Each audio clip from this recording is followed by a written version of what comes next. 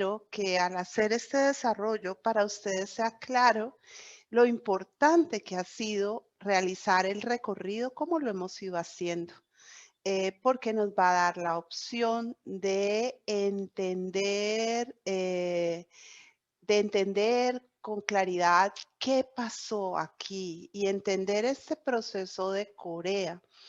Es valioso para nosotros, específicamente si estamos en el contexto colombiano, porque a veces cuando vemos nuestros propios procesos históricos, pretendemos cosas que no son tan fáciles porque no vemos nuestros rangos de dificultad comparativamente, nos vemos solo a nosotros mismos y a veces ver a otros es muy ilustrativo. Entonces, antes de empezar, también hago una aclaración.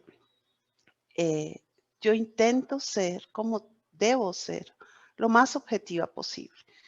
Esto no quiere decir que a veces no se me hayan rasgos de personalidad y pueda ser un poquito irónica. Entonces, me disculpo de antemano, no quiero herir a ninguna susceptibilidad con ello. Lo digo porque a veces al hablar de los desarrollos de Corea del Norte, pues puede ser un poquito como chillón la ironía, pero yo quiero que ustedes me entiendan de antemano, me disculpo por eso.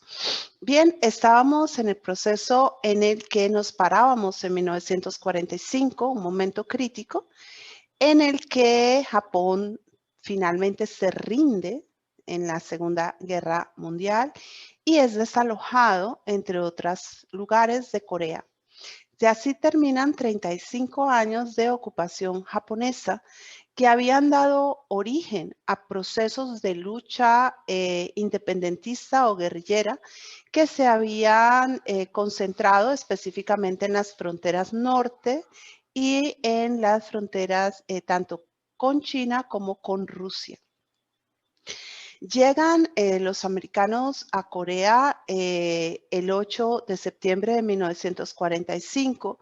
Llegan a la parte sur porque es la parte que les es asequible y plantean en ese momento entonces la liberación de Corea.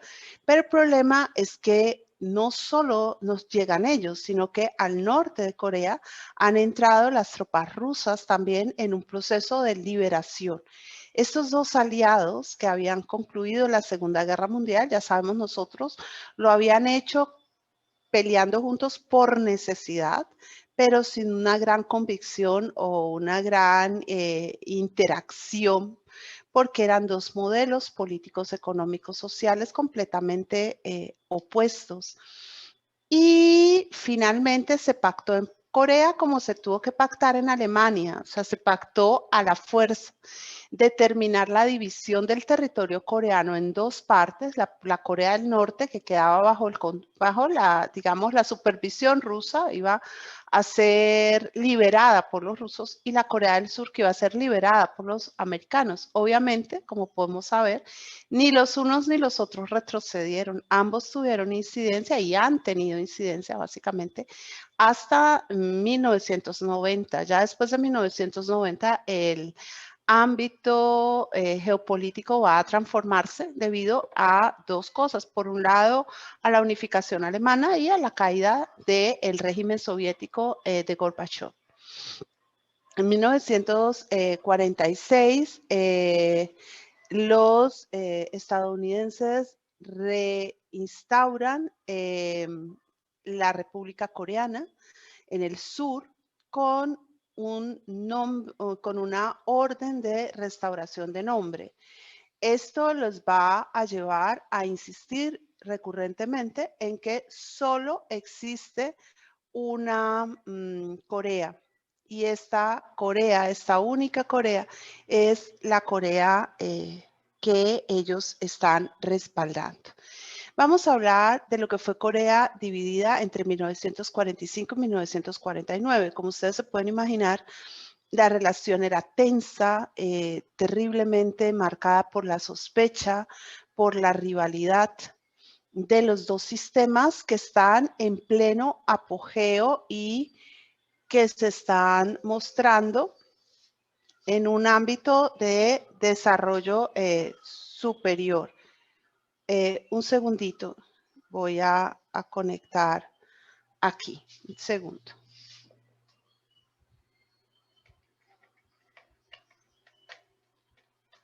Listo. Ya. Entonces, vamos a ver que inicialmente en Corea del Sur se estableció una jefatura de gobierno militar. Esta intentó establecer un control del territorio siguiendo lo establecido por los japoneses y de alguna pensando que así iba a mantener un mejor control sobre la población, pero muy rápidamente se dio cuenta de que esto era un error y lo revirtió. Esto hizo que en Corea del Sur, al igual que en Corea del Norte, se diera un fuerte estado policivo. En ambos lugares hay rebeliones, hay movilizaciones, los coreanos no están contentos con las presencias de las fuerzas de ocupación extranjeras, unos y otros están buscando volver a una independencia política que, como podremos entender en ese momento era básicamente imposible. La ideología comunista estaba muy acentuada en todo el territorio coreano. Esto se dio debido a que el comunismo fue leído en los países del este de Asia, específicamente como un sistema liberador que podía ir en contra de las fuertes distancias sociales que habían existido hasta entonces y empoderar al pueblo, y que podía sobre todo resistir de forma consciente y consistente el avance de Occidente sobre Oriente. Porque es que para los orientales lo más terrible que les había ocurrido desde los siglos XVII, XVIII y XIX, específicamente en el XIX y principios del XX, había sido la presencia occidental, porque había sido una presencia que había ejercido el poder de manera despótica, que había abusado de estos espacios, que les había llevado una gran cantidad de recursos y que había estado muy marcada por una posición étnica que todavía hoy subsiste. Es algo evidente, ¿sí? Todavía hoy digamos, hay unos matices que están allí de por medio y en los que tiene que ver completamente todos estos problemas geopolíticos del siglo XX. Bien, entonces las guerrillas procomunistas del USAMINC se enfrentaron recurrentemente al gobierno surcoreano y, entre tanto, los ganadores de la Segunda Guerra crearon una comisión conjunta para administrar Corea, como habían administrado Alemania. Estos fueron unos híbridos terriblemente difíciles porque chocaban y porque realmente lo que impedía que el uno avanzara sobre el otro era el potencial bélico. Pero la matriz del conflicto estaba en el fondo de todo, o sea, la visión era diametralmente opuesta. Y esto para los coreanos fue echar sal en sus heridas, es decir, ¿cómo así? Salimos de Japón para caer en este par, es decir, no era algo agradable, era algo muy molesto. La postura que tomó, perdón, me corrijo y ustedes me disculpan, el USAMINC es el gobierno conjunto que se va a hacer entre Estados Unidos y Rusia, y a este se van a poner pues todas las guerrillas y todos los movimientos sociales. Y el USAMINC va a prohibir, entre otras cosas, la manifestación o la huelga. Esto es totalmente coherente con todo el sistema comunista. No se vayan a equivocar. La huelga, el derecho de huelga, el derecho de movilización no está admitido en los regímenes comunistas ni socialistas. Lo que se espera es la colaboración y la contribución de los trabajadores a los planes del gobierno. Esto hizo que además se llevara a la proscripción de un gobierno revolucionario que era el Partido Revolucionario Coreano, que estaba buscando pues una autonomía y que estaba más del lado de lo que va a ser el gobierno contemporáneo de Corea del Norte, de lo que es el gobierno de Corea del Sur. Los Estados Unidos, más conciliadores y más necesitados de salir de ese, perdónenme el término, de esa bomba que es Corea, de ese chicharrón que era Corea, buscan rápidamente que se celebren elecciones y que pueda haber un gobierno de transición armónico. Ustedes consideren que Estados Unidos en este momento está frente a, al igual que Rusia, ¿no? Están frente a Europa, están frente a China, están frente a Japón y están también pues Corea y ya rápidamente se le paran por votar Vietnam. O sea, es todo el mundo en ebullición. Entonces, solucionar lo más rápido posible era lo más eficiente, ¿sí? Y específicamente para esta época, la situación en Alemania era particularmente crítica. Bien, pero ni Rusia ni los comunistas coreanos piensan que esté bien, ni quieren cooperar. Ellos añaden o señalan que las mayorías en Corea son comunistas y procomunistas y que el sistema democrático, tal como lo está planteando Estados Unidos, va en contra del concepto de política que estamos moviendo los movimientos socialistas o comunistas, donde lo que hay es una política de partido único que organiza desde su interior unos procesos selectivos que van a dar como resultados los politburó y lo que va a ser, digamos, el eje del control de poder. Finalmente, los Estados Unidos insisten y realizan elecciones generales el 10 de mayo de 1948. Y aquí las cosas no van a ser más que volverse más complicadas porque las elecciones obviamente las va a ganar una persona totalmente anticomunista y antiizquierda que va a ser Syngman Rhee. Él va a ser el primer presidente de Corea, elegido el 15 de agosto de 1948. Pero hay varias cosas que hay que tener en cuenta y es que aunque Rhee se viste así como lo vemos aquí, de traje occidental y así tenga él una esposa occidental, lo que en Corea es un acto tremendamente revolucionario, porque Corea tiende a ser más endogámico, ellos tienden a casarse entre ellos y en la pureza racial es algo muy importante por la tradición, por el respeto, por la familia, por las creencias, por todo. A pesar de esto, sus esquemas mentales no son occidentales. Eso se va a ver en su forma de establecer el control y el gobierno, que va a ser muy vertical, tremendamente vertical. El 12 de diciembre de 1948, las Naciones Unidas reconocen a Corea como la única nación coreana, es decir, a Corea del Sur. Esto fue exactamente igual que en China, perdón. A China le pasó lo mismo. Taiwán fue reconocido como China y la China popular fue negada por las Naciones Unidas durante muchísimos años. Los estadounidenses empezaron a intervenir la economía coreana y empezaron por apoyar un proceso de reforma agraria.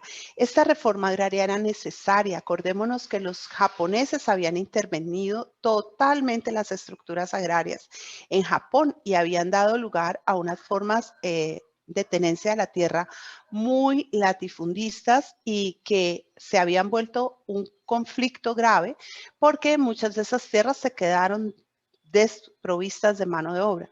Entonces, eso, digamos, fue algo que estuvo en el medio. Sin embargo, hay con esta reforma agraria un malestar sensible porque los coreanos esperaban que parte de la tierra que estaba en manos de personas que habían apoyado al régimen japonés salieran al mercado y quedaran en manos del campesinado, y no fue así.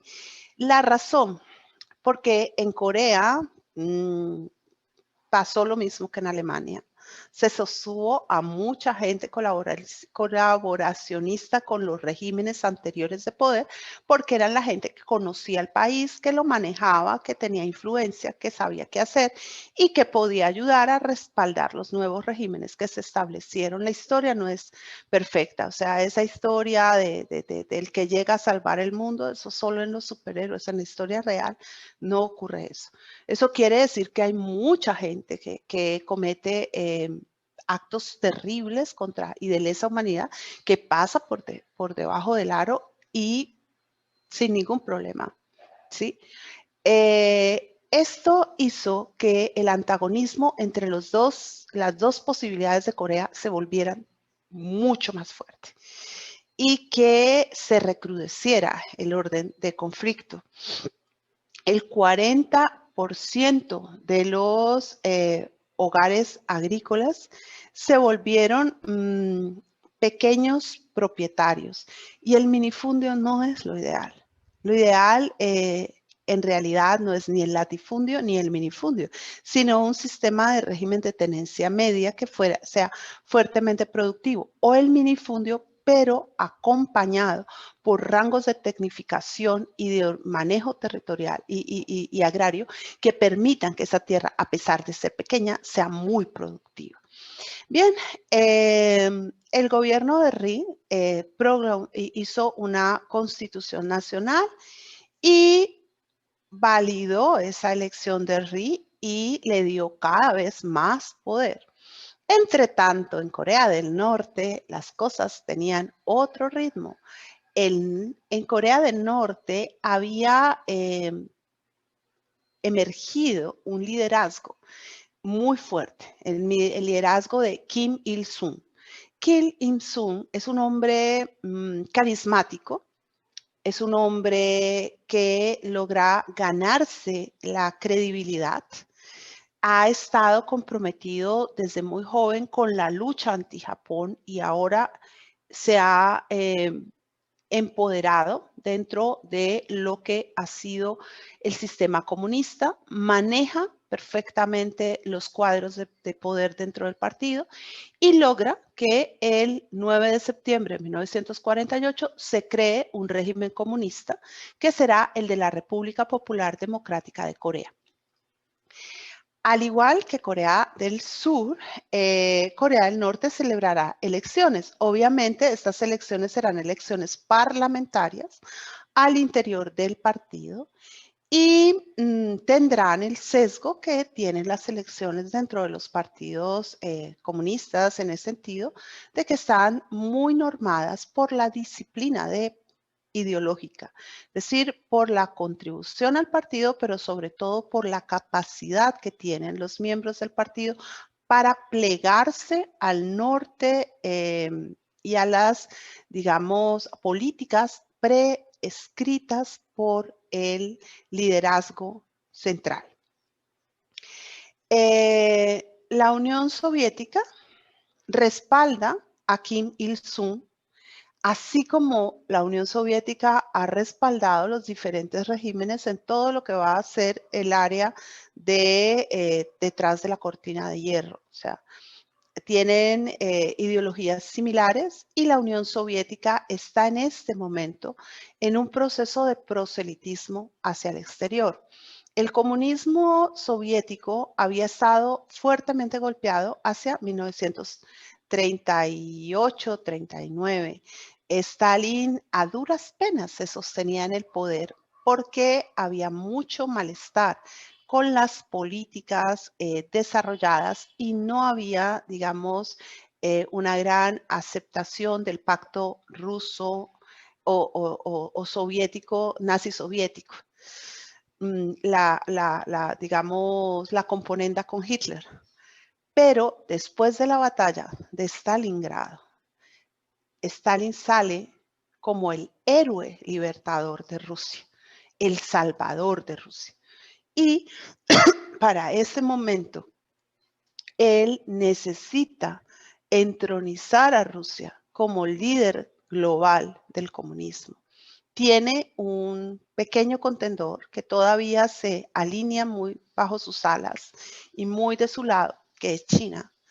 Pero Rusia necesita mostrar poder y una forma de hacerlo es demostrar que el sistema comunista no solamente es viable, sino que puede competir con el capitalismo. Y Kim Il-sung le cae como anillo al dedo, porque Corea, como hemos visto, es un punto de toque con China. Sí. Entonces, Corea es un área geoestratégica fundamental. En 1948, la Unión Soviética retira sus fuerzas de Corea y ustedes van a decir, no, qué maravilla, se fueron todos. No, no se fueron todos. Resulta que los soviéticos vienen dando asesoría y seguirán dando asesoría a los ejércitos coreanos del norte. Esa es una retirada estratégica para presionar la retirada de los Estados Unidos y para, digamos, de alguna manera, acrecentar el malestar en el sur. O sea, ¿cómo así que los soviéticos se retiran y los americanos se quedan? Los americanos se van a quedar un año más hasta 1949, pero también están que salen de ahí volando. Es decir, lo que ellos necesitan es tener una base de apoyo suficiente en la población, en el gobierno, pero no quedarse. Quedarse es un error estratégico. Quedarse genera unas dependencias enormes a nivel militar y unos costos muy altos y nadie los quiere. Además, si yo me quedo concentrado en el dulce de Corea, pues de pronto se me pierden de vista otros objetivos que son más significativos para mí en ese momento. Y pues Ri sigue ganándose su lugar en la historia, haciendo cada vez más énfasis en la colaboración con Estados Unidos y en la necesaria movilización de Corea del Sur en contra de Corea del Norte y de Japón. Las guerras que vamos a ver y que ahora de lo que vamos a hablar ahorita, que son las guerras propias del periodo de la Guerra Fría, hay que entenderlas desde varias perspectivas. Una única no es suficiente, no es funcional y no es correcta. En la historia ni todo pasa por razones completamente planeadas maquiavélicamente, ni tampoco es cierto que no hayan planes maquiavélicos que se pongan en operación. Es decir, la historia es la historia, es un conglomerado de fuerzas. Hay razones políticas para lo que va a ocurrir y hay razones económicas. Hay unos excedentes armamentísticos muy grandes después de la Segunda Guerra, porque es que la Segunda Guerra básicamente para cuando la Segunda Guerra para casi, no en seco, pero sí bastante, digamos, sin que se pueda prever que ya es el final, porque es que en las guerras eso es muy complicado. A veces uno ve una guerra en que un país va ganando y de pronto se voltea todo o puede reiniciarse el conflicto. Entonces yo no puedo detener los estándares productivos de armas y esos excedentes de armas tienen que jugarse en alguna parte. Entonces, los Estados Unidos va a apoyar a Corea del Sur, asesores militares, suministros de armas, presupuesto para el desarrollo económico. Todas estas cosas vienen dentro del mismo paquete. De esa manera garantizamos la lealtad y podemos mirar a un lado con un ojo a Rusia y con el otro ojo a China, porque es que además eso es lo que les está ocurriendo. Obviamente el régimen de Ri, como les digo, Ri no es un demócrata, no es un hombre de negociación, de transición, de acercamiento, porque no lo puede ser, porque es que mentalmente está formateado por todo un desarrollo y las cosas han pasado muy rápido para él mismo. Entonces él empieza a ver enemigos en todo el contexto. Y al final de cuentas también, y esto le va a costar mucho trabajo a los países asiáticos desmontarlo, vienen bajo el esquema del imperial, es decir, de un hombre fuerte en el poder que mantenga una línea de control. Y esto lo lleva a él a empezar a ver amenazas en sus oponentes, especialmente en Park Chung-hee, que está por una posición más mediadora, desmarcarse de los Estados Unidos y buscar una mayor aproximación a Corea del Norte. ¿Sí? Esto hace que Ri tome la decisión de poner preso a su oponente y haga todavía más sólida, más dura, más firme la determinación de una Corea del Sur plenamente anticomunista y que se expande por los medios de hecho, es decir, por las vías de hecho, por la fuerza, sobre Corea del Norte. Pero hay algo que hay que tener en cuenta. La mayor resistencia bélica de Corea estaba en el norte, no en el sur. ¿Qué es eso? ¿Qué quiere decir? Que el norte estaba más predispuesto y más formado incluso que el sur para la guerra. Y para que él pudiera llevar a cabo su plan, necesitaba comprometer a Estados Unidos en meterse y en darle mayor ayuda militar. Y los Estados Unidos es más complejo de lo que normalmente vemos, porque siempre lo vemos como el que sale con el rifle listo, con la ametralladora lista. No siempre. O sea, Estados Unidos está saliendo también de la Segunda Guerra. Va a aprovechar enormemente la salida de la Segunda Guerra para un crecimiento y un desarrollo económico sin precedentes. Pero hay en el Congreso de los Estados Unidos muchas personas que están reticentes a seguir involucrados en un conflicto que a la población de los Estados Unidos americana le parece que no le pertenece. ¿Por qué tenemos que mandar nuestros hijos a Corea? O sea, ¿por qué tenemos que pelear la guerra en Corea? Bien, entre tanto, el norte no ha cesado de formar sus grupos militares, están cada vez más fuertes y han hecho un proceso de infiltración ideológica muy grande en Corea del Sur. ¿Por qué? Porque están aprovechando la posición antijaponesa y están mostrando la intervención de los Estados Unidos mucho más cercana a la intervención de Japón y el hecho de que no se hayan entregado muchas tierras y se hayan mantenido privilegios a personas que han colaborado con el régimen japonés genera sospechas. Además, básicamente les dicen a los campesinos coreanos o surcoreanos, miren, nadie les va a cumplir, ¿sí? La revolución es muy interesante porque la transformación socioeconómica y política de Corea en una nación comunista se hace bajo el influjo ruso, como se había hecho en China, pero el modelo de base tiene que ser más cercano al chino que al propio ruso. ¿Por qué? Porque es una nación muy agraria, es decir, es una nación de base agraria. Y ahí es donde va a entrar cómo se va a dar el desarrollo de la parte económica. Bien, ya básicamente estamos en pie de guerra y en las áreas de frontera se dan permanentemente ataques y hay más de 8,000 muertos en ataques entre las dos Coreas en el área de frontera. El primer levantamiento en Corea del Sur ocurre sin participación directa de Corea del Norte por parte de guerrillas locales que apoyaban la propuesta del norte. Y allí, ¿sí? va a darse entonces lo que será la rebelión de Yeosu Sucheon.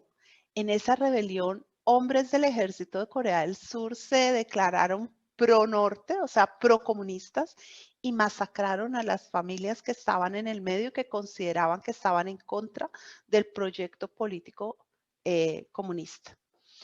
En mayo de 1949, los dos levantamientos que se dieron en las áreas cercanas al perímetro de la frontera fueron completamente aplastados. Y aquí estamos viendo las fotos de los paredones de fusilamiento que se pusieron en marcha, ¿no?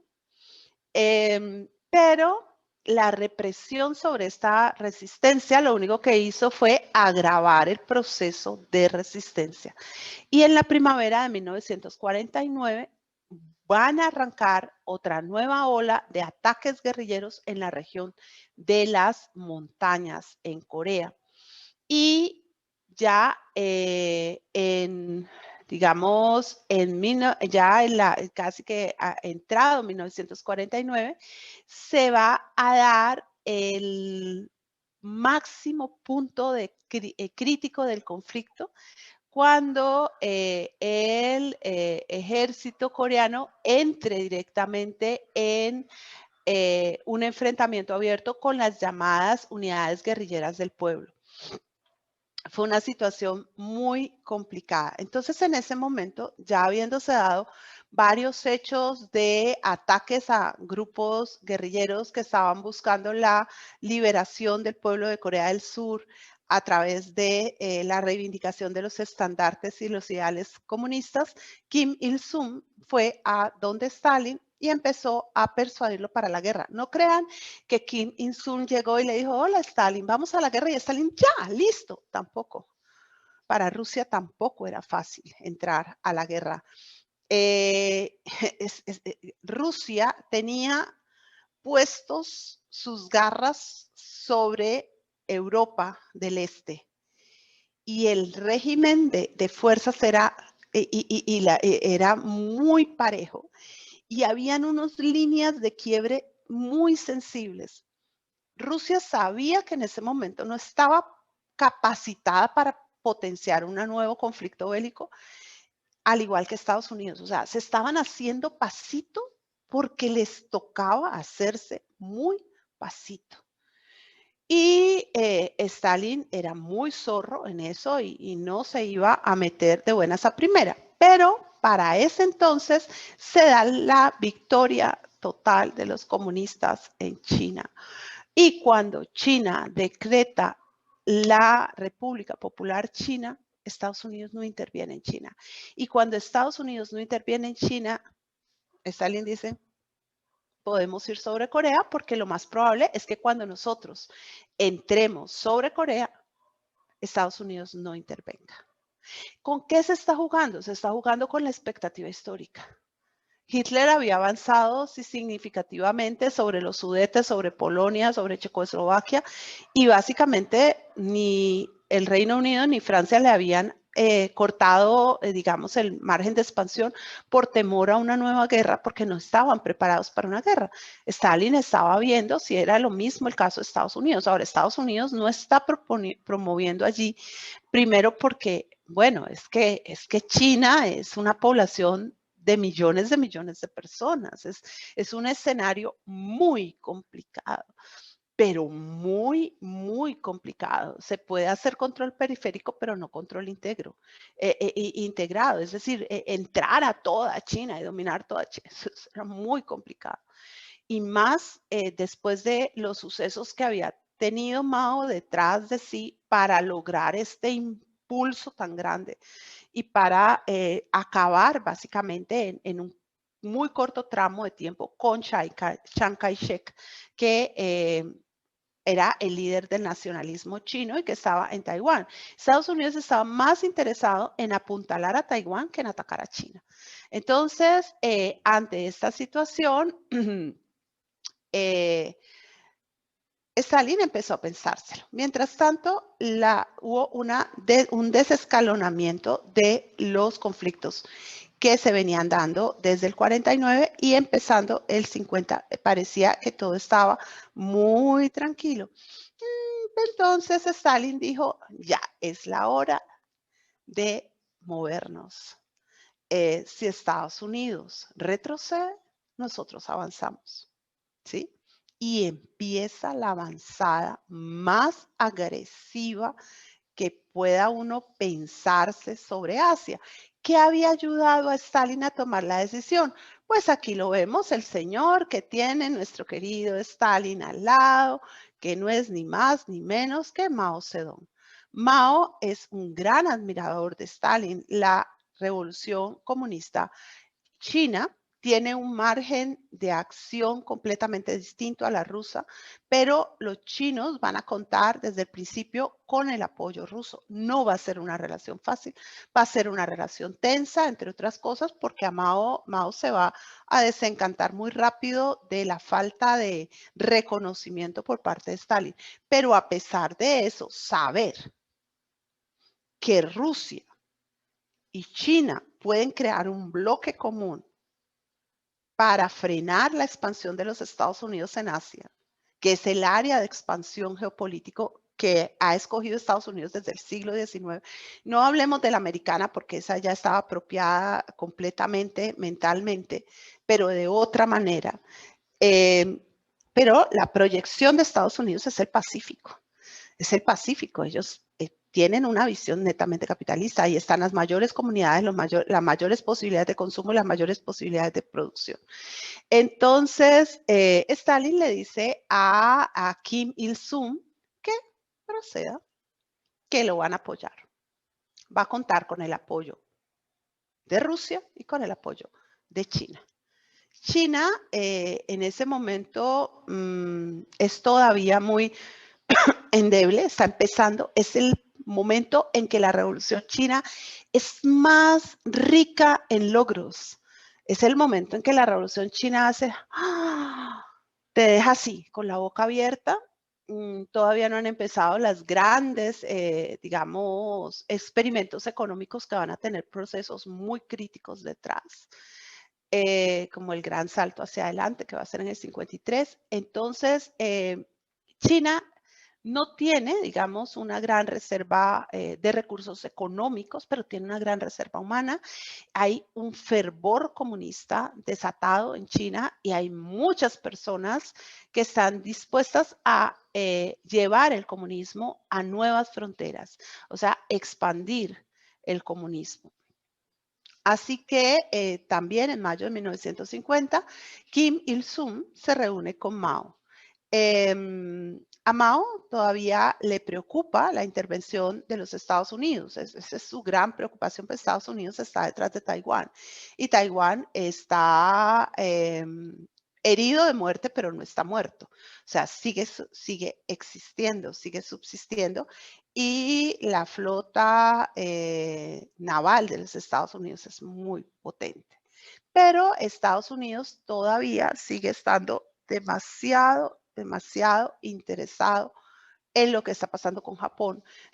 Entonces, eso les va a abrir, digámoslo así, el margen. Perdónenme si me río, no es insensibilidad, sino que yo esto lo leo en neutro. Si me pongo a leer el drama humano, no hago la clase, sino que lloro.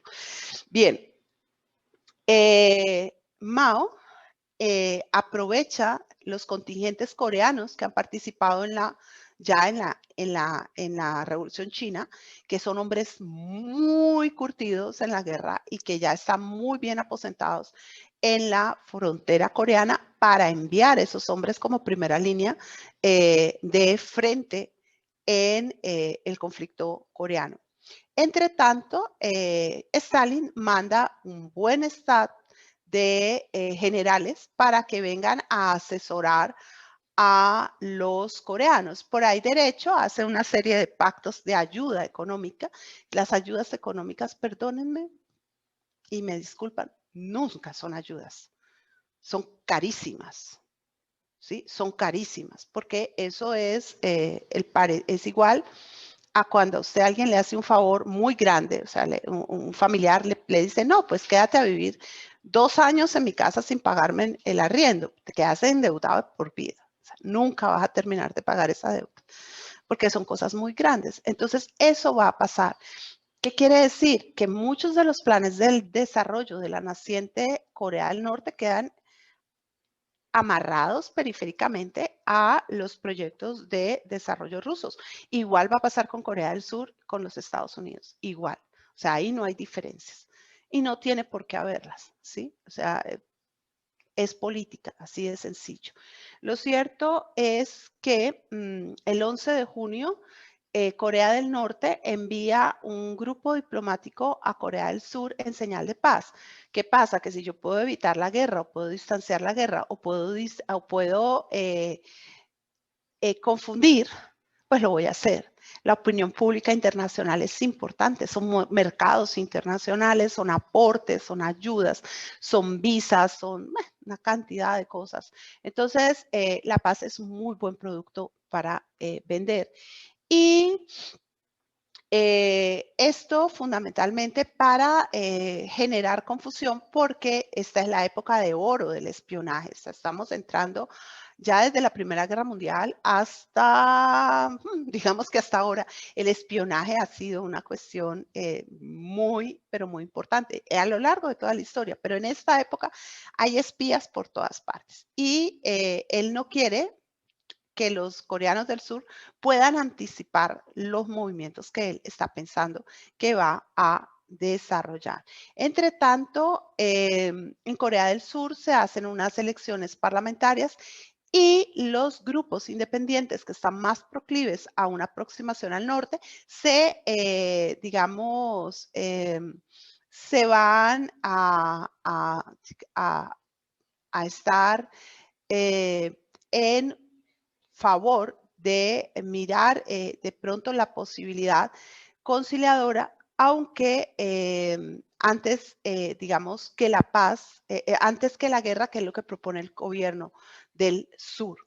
El 23 de junio, los observadores llegan observadores de la ONU porque hay quejas desde Corea del Sur de que hay movimientos de tropas de Corea del Norte y lo que ellos ven es una frontera relativamente tranquila que no da indicios de una guerra inminente.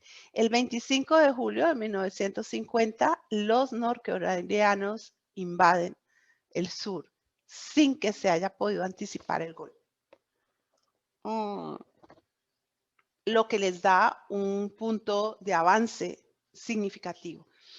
En ese momento, inmediatamente, Estados Unidos interviene ante las Naciones Unidas y pide el envío de grupos de fuerza para respaldar a Corea del Sur como nación agredida.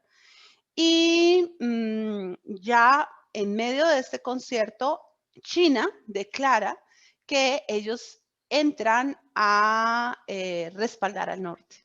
Les queda la guerra básicamente, China no declara la guerra a Corea del Sur, Rusia no declara la guerra a Corea del Sur, Estados Unidos no declara la guerra a Corea del Norte, nadie le declara la guerra a nadie, las dos Coreas están en guerra, pero cada uno de los bloques se da a sí mismo la libertad de apoyar aquella estrategia político-ideológica que considera más acorde consigo misma.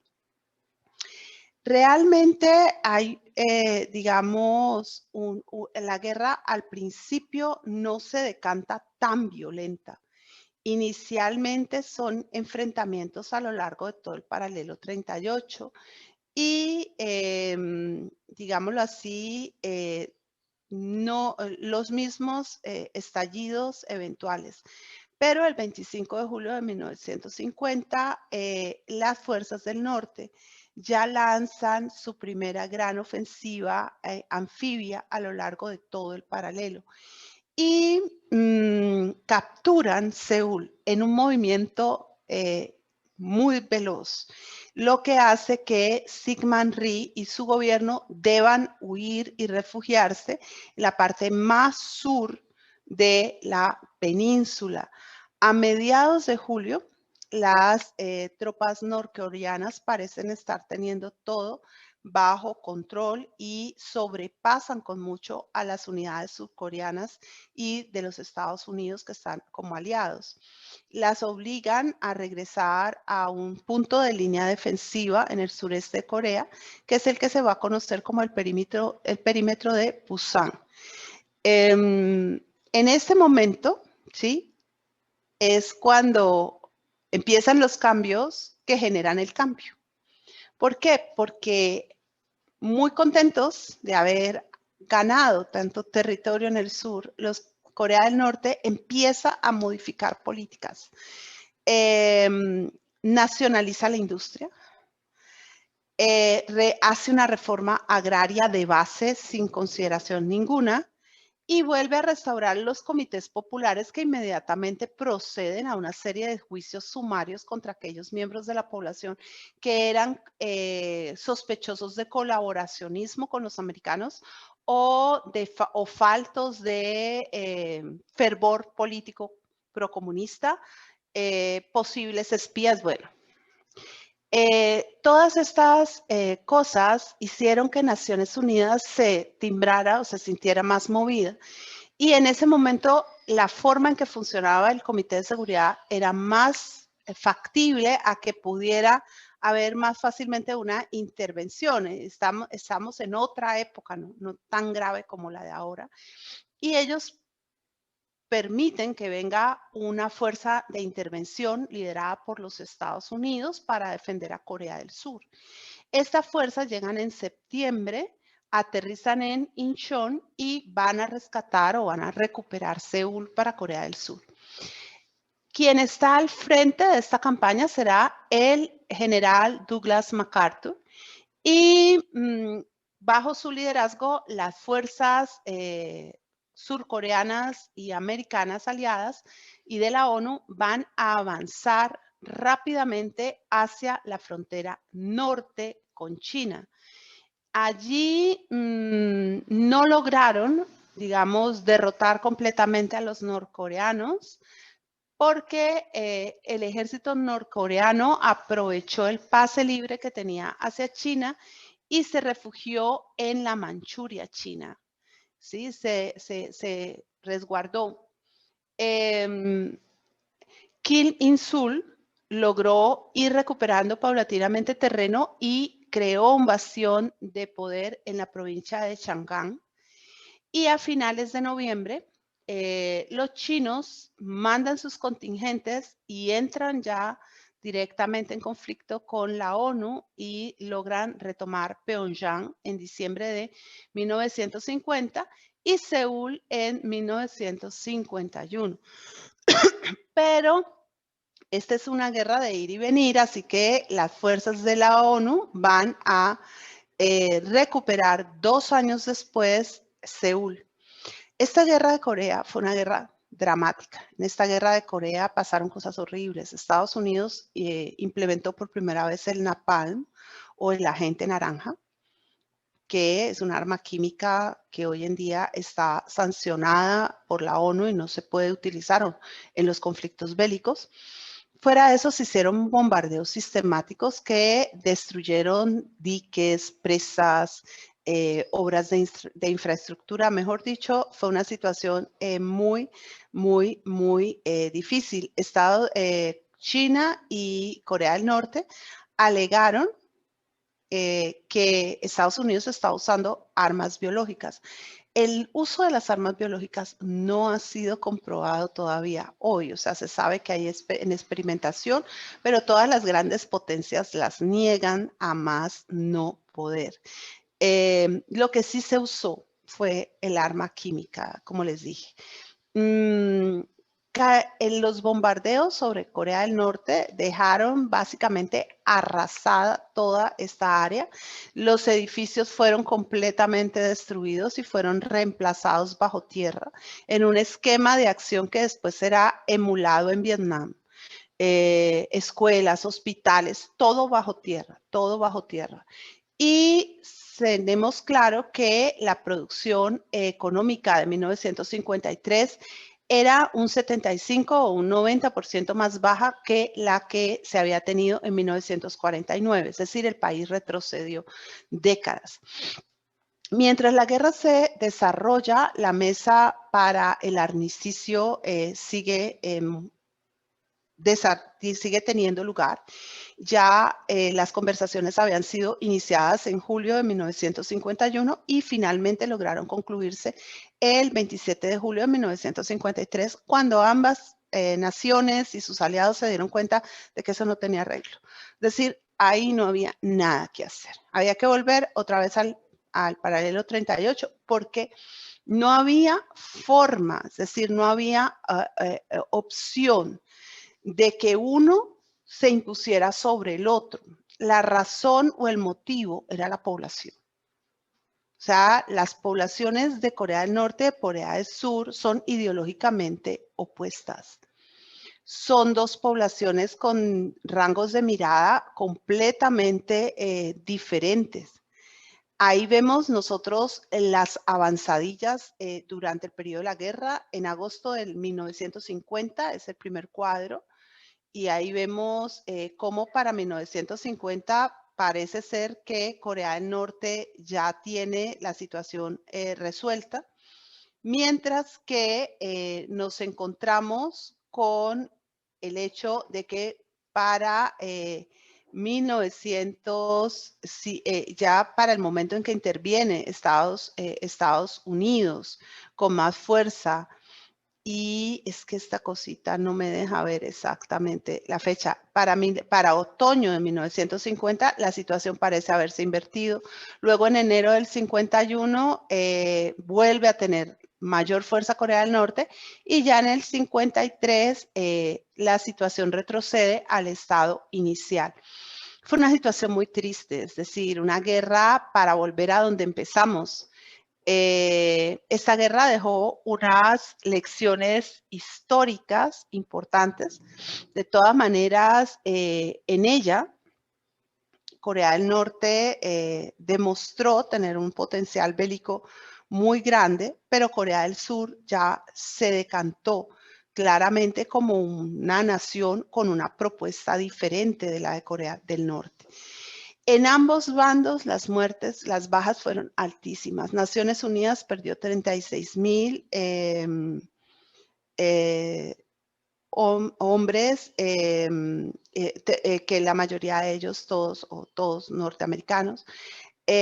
Los surcoreanos perdieron a 400,000 y China y Corea del Norte a 1.500.000 entre muertos y heridos.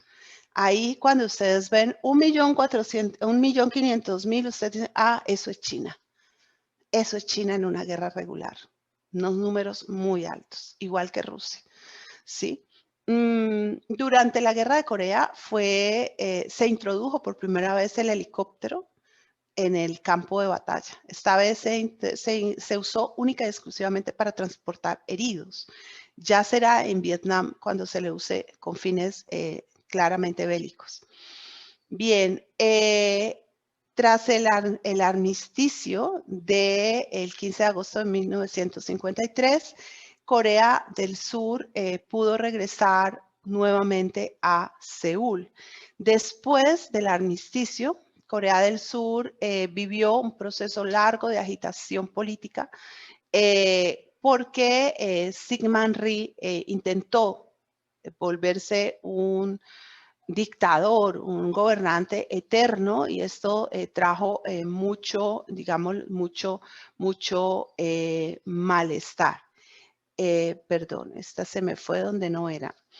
Él intentó una serie de reformas constitucionales y, digamos, ellas iban encaminadas, orientadas a ese volverse, pues, totalmente hegemónico. Además, tomó una posición claramente revanchista contra todos aquellos que habían o que podían ser considerados como miembros de los partidos comunistas o cercanos a la posición norcoreana. Él igualmente intentó enmendar las leyes de seguridad nacional y implementar un sistema claramente represivo de carácter policial.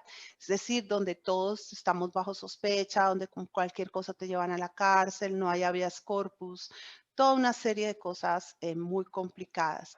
Ya para 1960 se presenta nuevamente elecciones, pero manipula los resultados y en ese momento a las potencias internacionales, pues originalmente no les interesa quitarlo del medio. Pero hay protestas en masa en las ciudades debido a las irregularidades de la elección. Corea del Sur quiere otro panorama, no quiere vivir en este esquema represivo. Y finalmente este gobierno termina viniéndose abajo.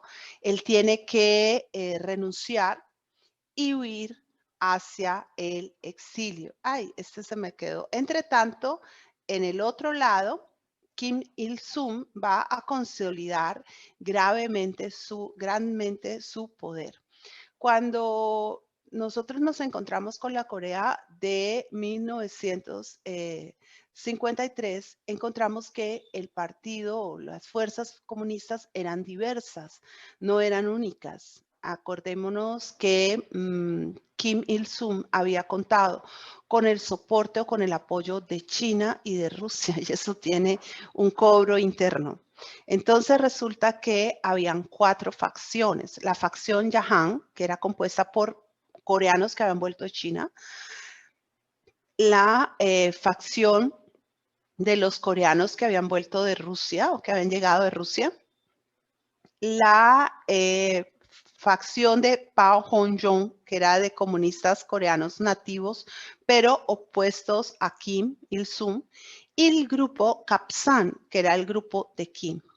Bueno, Kim Il-sung logró con una gran habilidad deshacerse de la facción de Park Hong-jong, que era la facción que le generaba mayor conflicto. Los otros no tenían, o sea, los otros no tenían una base social tan amplia, no tenían tanta representatividad ante la población de Corea del Norte.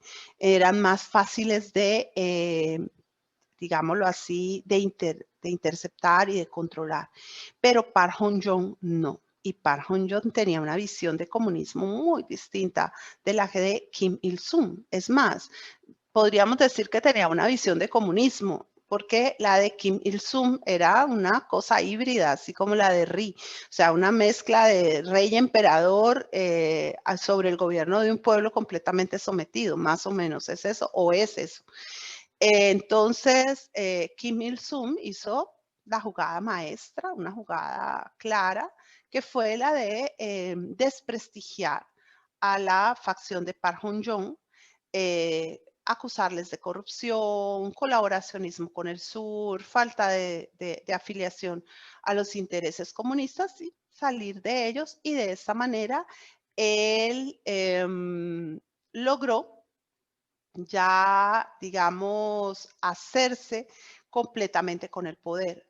Uno de los elementos que él va a usar va a ser el aprovechar un discurso que pronunció Chon Chang-ik, justamente un miembro de este Partido Central de los Trabajadores de Park Hong-jong, quien acusó a Kim Il-sung de estar concentrando el poder en sus manos, de querer generar un régimen no tanto partidista como monárquico, de estar, digamos, dejando de lado a la población, de estar buscando unos modos de industrialización que no iban a generar el desarrollo económico de Corea del Norte.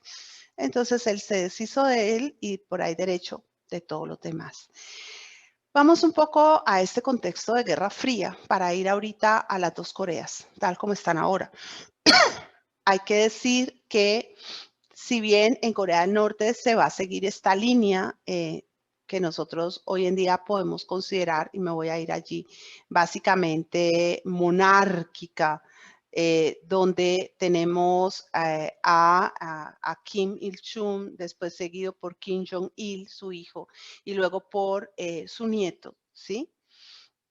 Si bien tenemos justamente que es su nieto Kim Jong-un, tenemos eso, al otro lado, en el lado de Corea del Sur, no tenemos un tránsito fácil a la democracia.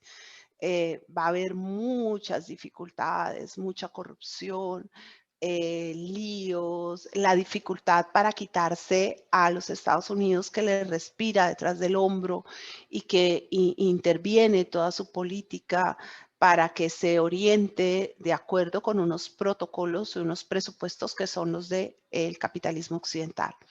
Nosotros tenemos que en este largo tránsito de la historia, que no es tan largo, pero que sí es muy importante, no es tan largo en comparación con otros procesos históricos, pero es de un grado de dinamismo tal que capta la atención de todos los historiadores y de todos los analistas políticos. Este momento en el que tenemos la Guerra Fría en plena ejecución con dos modelos, una visión bipolar del mundo, el liberalismo democrático de Occidente encabezado por Estados Unidos y Europa occidental, y el socialismo comunismo en el que vamos a encontrar países de África, Asia, específicamente Rusia como el punto, y la URSS como el punto crítico, y otras naciones periféricas. El uno apuesta por el capitalismo, economía de mercado, el otro por el socialismo o la economía planificada. Y dentro de este esquema aparecen todas estas guerras que serán justamente unas guerras indirectas donde las grandes potencias despliegan un escenario, un tablero de juegos y ayudan a las élites locales a deshacerse del enemigo natural. Pero a través de esta guerra, pues se cumplen una serie de cometidos importantes. Uno es el posicionamiento global, el otro es la implementación, la salida económica de recursos, inversiones de capital, y al mismo tiempo el deshacerse de estos staff de armas que ya van quedando digamos, desactualizadas, y darle de esa manera oxígeno a las grandes industrias armamentistas para que puedan seguir trabajando, creciendo y desarrollándose. Bien, la Guerra Fría dio lugar a muchas cosas. En primer lugar, a que se generara esta tensión entre los bloques oriental y occidental, con sus puntos críticos de desarrollo institucional y de alianzas a través de la OTAN y el Pacto de Varsovia, que ayudan a la consolidación de los grandes bloques armados. Por otro lado, las zonas de poder que van a estar mediadas a través de lo que son las carreras armamentísticas. ¿Quién desarrolla las armas de mayor tecnología? Es más, nuestros teléfonos son pura tecnología de guerra, o sea, y son generados fundamentalmente para eso. Se habla siempre de la posibilidad de la amenaza militar. El mundo de la Guerra Fría es el mundo en el que la guerra todavía se valida como una posibilidad, digámoslo así, justificada. Cada vez hay menos sociedades en el mundo dispuestas a la guerra. Cada vez hay más reticencia a la participación bélica. O sea, la disposición, no digamos de nadie aquí en este país, digamos de un joven de 25 años en Estados Unidos para ir a la guerra, hoy es quizás un 60% menor que la que habría en 1960. Esto tiene que ver con el sentir el mundo en riesgo, con las comunicaciones, con los medios, con todo. Una carrera nuclear. que es la que va a ser más importante en este caso, y los unos desarrollos económicos muy elevados en términos de gasto, que entre otras cosas van a ser los que van a apuntalar el desarrollo de unas posiciones totalmente nuevas en la historia, absolutamente nuevas en la historia, que son las posiciones pacifistas. Realmente el pacifismo que surge después de la Segunda Guerra Mundial es una innovación histórica como movimiento. Siempre había habido personas a favor de la paz, pero realmente el pensar de un modo pacífico, pacifista, no pacífico, sino pacifista, es algo totalmente nuevo. Ahora, en el curso de conflictos, tenemos la crisis de Berlín en el 47, que se extiende hasta el 53, la guerra de Corea, que también llega hasta el 53, luego vamos a tener los misiles en Cuba en el 62, un momento muy, muy particular, Vietnam del 68 al 75, los misiles soviéticos en el 77, la guerra de Afganistán también en el 77, el ascenso de Gorbachev al poder en el 85 y finalmente la caída del muro en el 89 y con eso el cierre del periodo. ¿Sí? Bien. Ay, me faltó una S, qué pena con ustedes. Bueno, la corrijo porque si no, no voy a tener vida. Cuando nosotros hablamos de las dos Coreas, en sus desarrollos contemporáneos, tenemos que tener en cuenta lo que pasó, ¿sí? Lo que pasó específicamente después de la caída del muro de Berlín. Después de la caída del muro de Berlín, que empieza toda la disolución de la URSS y que se da este movimiento tan rápido de cambio en la parte de lo que había sido Rusia y la URSS. Esto es como quitar un tapón a algo que está lleno de aire comprimido. Esto dispara una cantidad de procesos. Y entre esos procesos que se disparan, va a haber unos que estarán hacia 1998, entre 1998 y el 2016, pero que siguen en vigencia hoy. Y es la apertura económica y la adecuación económica de una serie de países en el Asia, concretamente 4 originalmente, que serán conocidos como los tigres o los dragones asiáticos y que serán Corea del Sur, Hong Kong, Singapur y Taiwán. Estos 4 espacios se potencian, se desarrollan de una manera inesperada. Hoy en día estamos viendo el ascenso de los nuevos tigres o los nuevos dragones, siendo uno de los más importantes Vietnam. Bien, tenemos entonces que ya desde el periodo que fue entre 1945 y 1990, en el contexto de la Guerra Fría, se empezaron a descubrir las potencialidades económicas de estos espacios. O sea, estos espacios se volvieron una manifestación económica de la posición política occidental. La mejor manera, una muy buena manera que tenía el modelo occidental capitalista de ganar en el terreno al modelo comunista era a través de una renovación económica a gran escala que mostrara los desarrollos posibles a través del sistema capitalista. Así que ya en 1962 se dio inicio también a una serie de planes quinquenales, igual que los que habían hecho los soviéticos, hacían planes quinquenales en los occidentales también.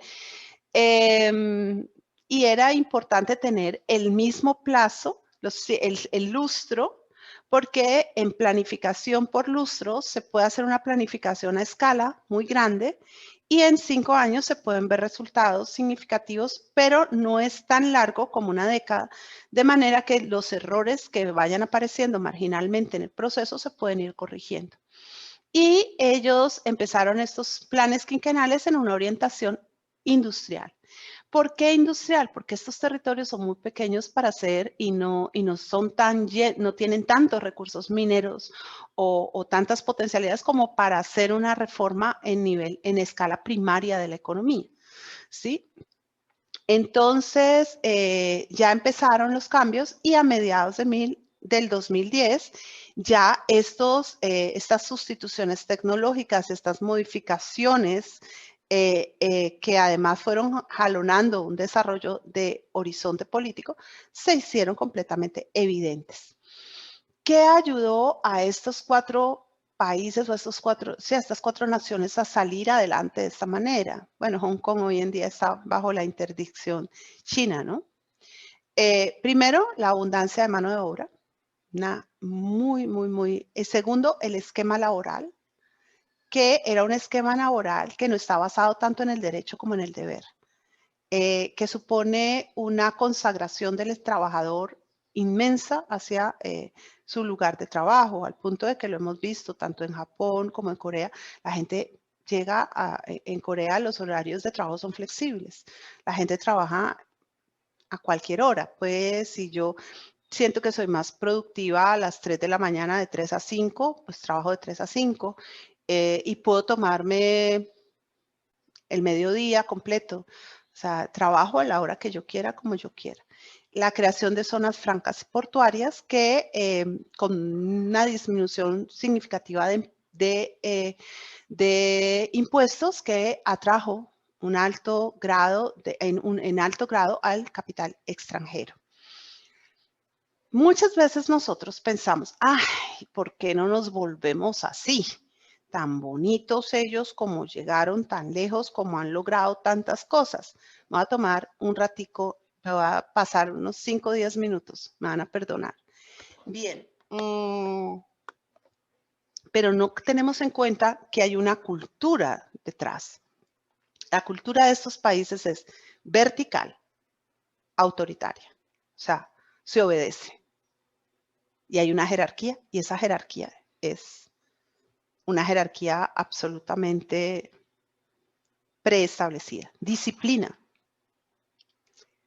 el respeto, la obediencia, la consagración, como les decía, estas personas viven muchas solo para trabajar, tanto que Corea del Sur tiene en este momento problemas de natalidad debidos originalmente y esencialmente a que la gente no quiere tener hijos, quiere trabajar. Sanción social. La anterior presidenta de Corea está presa por corrupción y antes de ella uno de sus predecesores terminó suicidándose por habérsele demostrado casos de corrupción.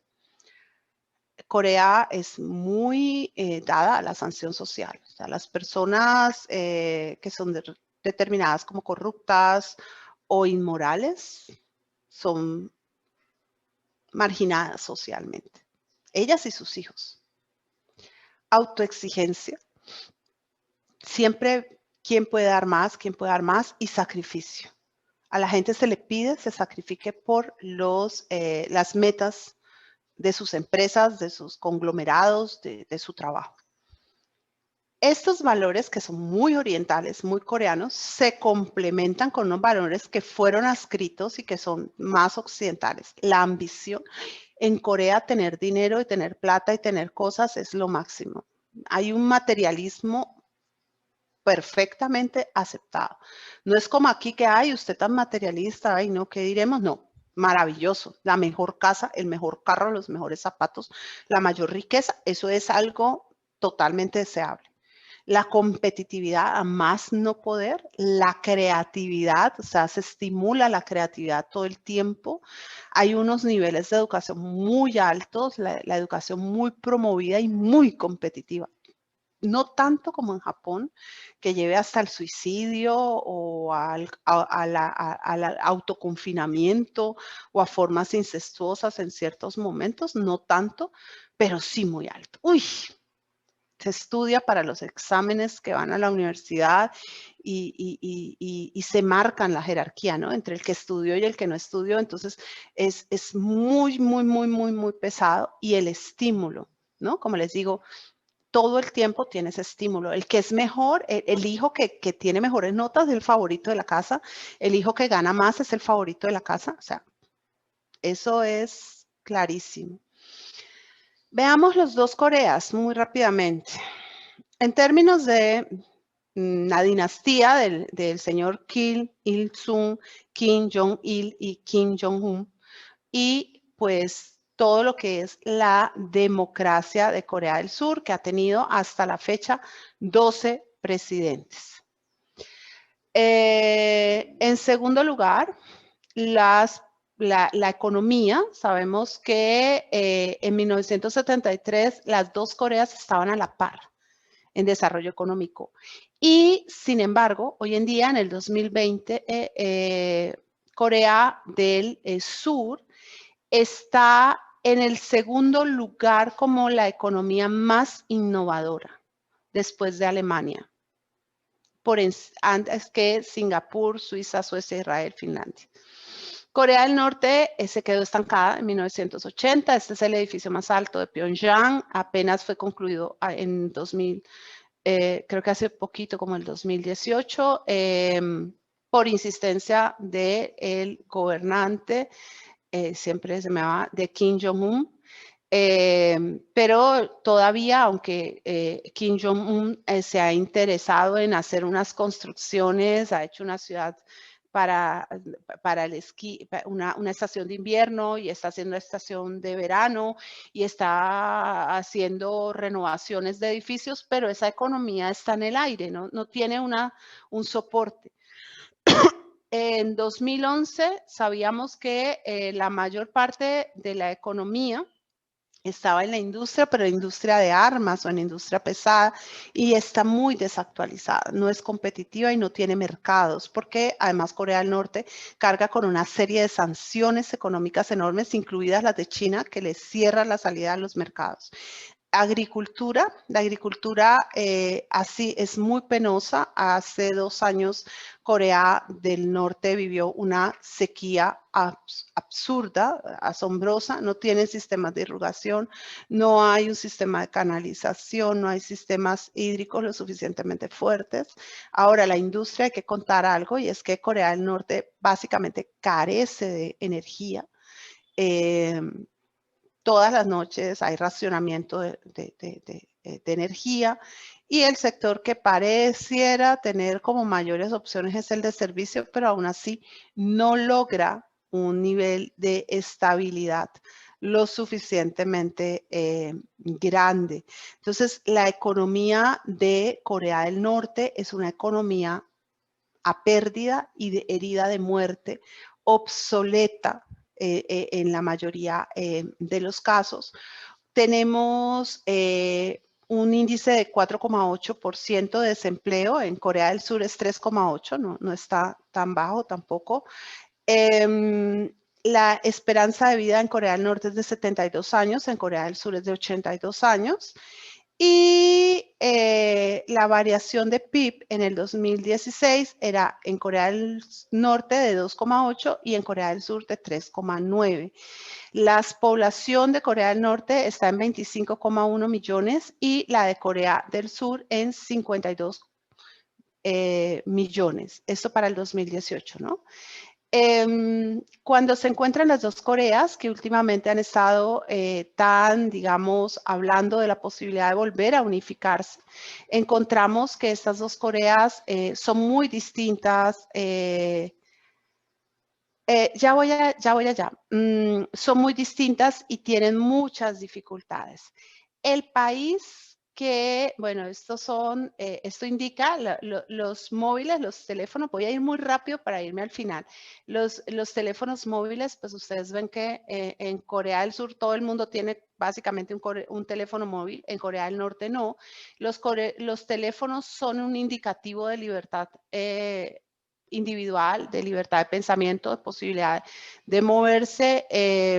Igualmente lo vamos a encontrar en las posibilidades a nivel, digámoslo así, a nivel de energía. Corea del Sur se lleva muy de lejos a Corea del Norte y donde quizás el punto el crítico sea en la parte de la energía y el poder nuclear. Voy a aclarar esto para hablar de quiénes respaldan o quién no respalda a Corea del Norte, ¿sí?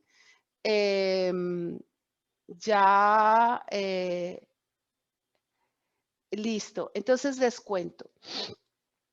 A nivel de poder nuclear, Corea del Norte tiene armas nucleares.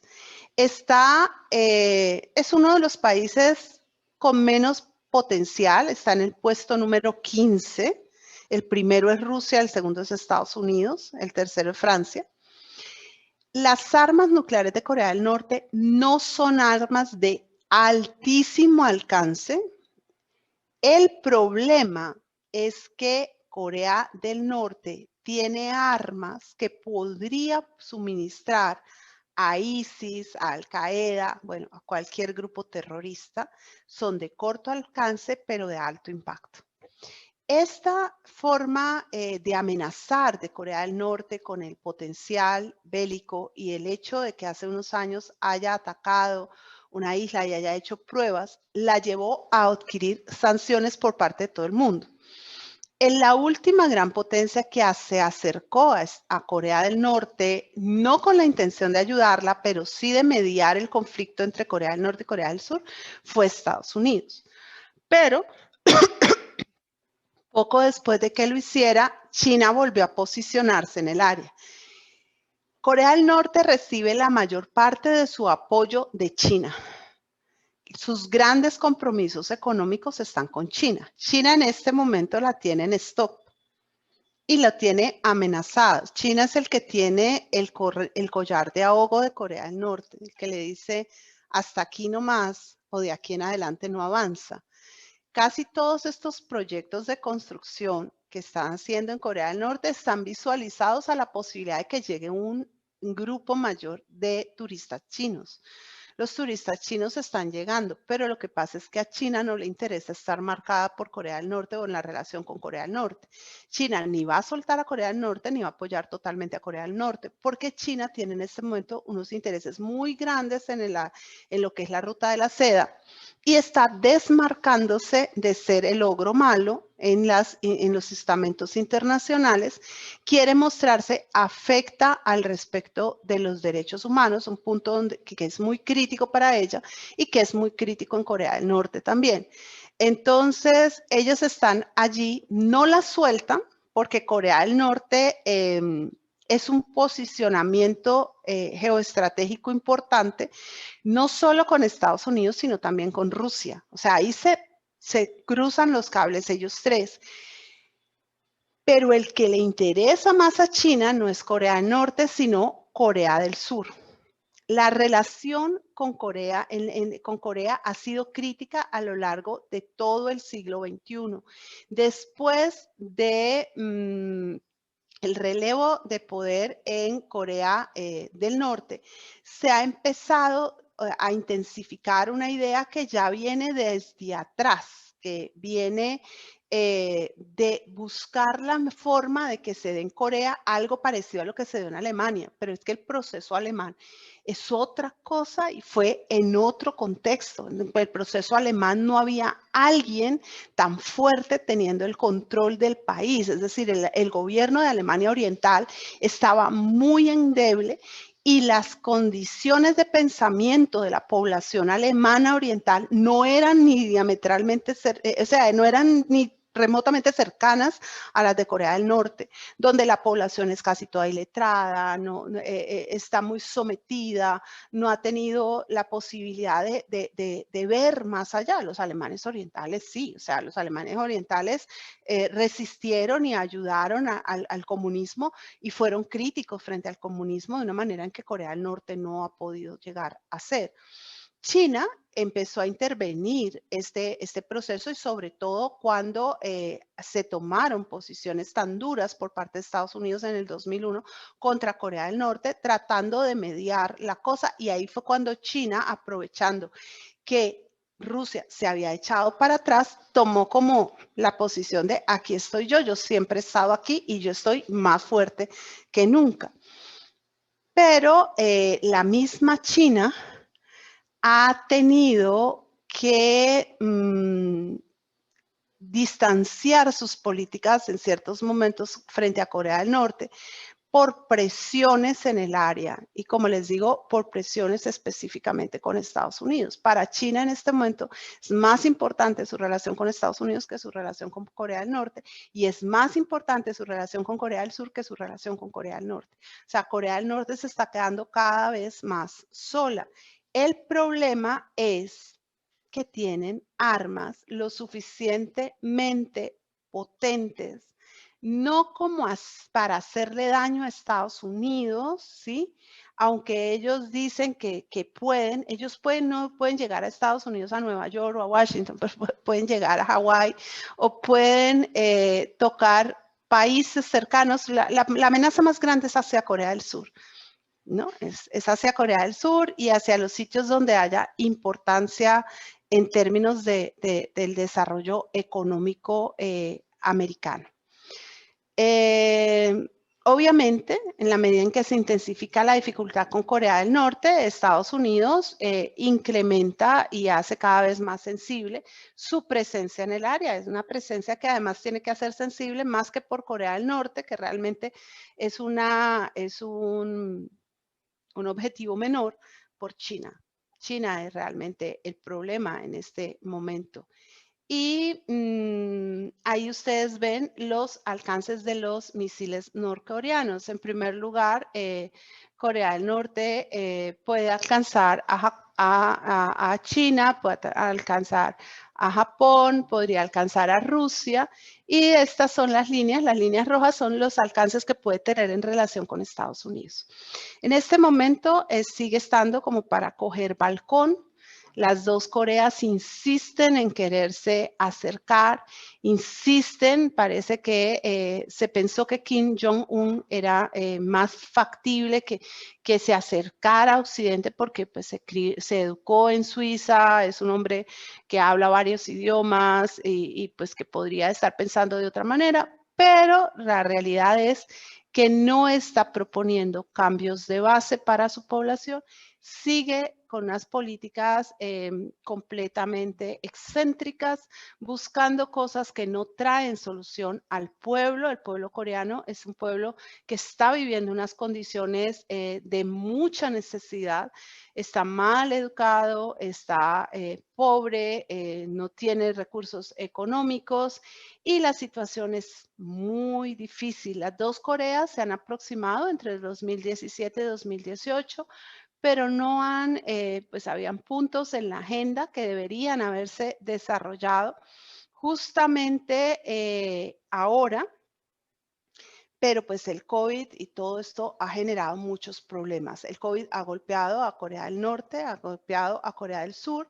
Corea del Sur está saliendo bastante bien del conflicto, está logrando avanzar con cierta solidez, mantiene, digamos así, abiertas las vías de comunicación con Corea del Norte, pero obviamente Corea del Sur esperaría que en el caso de una unificación, Corea del Norte se plegara a las directrices económicas, políticas, sociales y culturales de Corea del Sur y no al revés.